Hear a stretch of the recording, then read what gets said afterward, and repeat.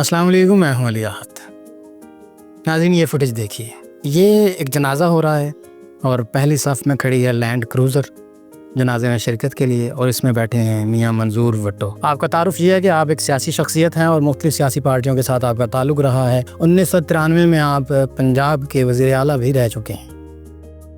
نماز جنازہ میں شرکت کا ایک نیا ٹرینڈ متعارف کروا رہے ہیں آپ، اور وہ بھی پہلی صف میں کھڑے ہو کے۔ حضور مانا کہ آپ 80+ ہیں، آپ کی عمر زیادہ ہے، آپ کھڑے نہیں ہو سکتے، تو دوسری صورت یہ تھی کہ آپ ویل چیئر پہ بھی بیٹھ سکتے تھے۔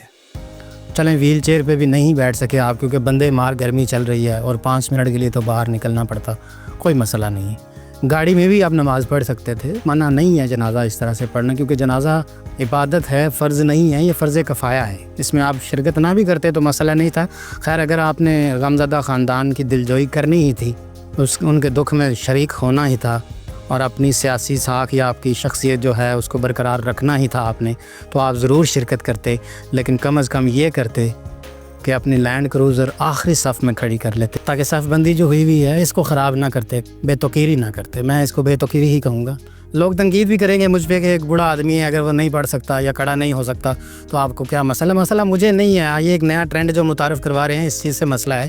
اب ذرا امیجن کریں، کل کو سامنے میت پڑی ہوئی ہے، ٹرینڈ بڑھتا کیسے؟ ظاہر ہے اپڈیٹ ہوتی ہیں چیزیں۔ میت پڑی ہوئی ہے، اس کے پیچھے ایک صف ہے لینڈ کروزرز کی، اس کے پیچھے ڈالے آ گئے، اس کے پیچھے ہونڈا، ٹویوٹا، سزوکی، یعنی درجہ وائز گاڑیاں آ گئیں، وہ سارا جنازہ ہی جناب گاڑیوں کا ہو گیا، وہ گاڑیاں ہی جنازہ پڑیں گی۔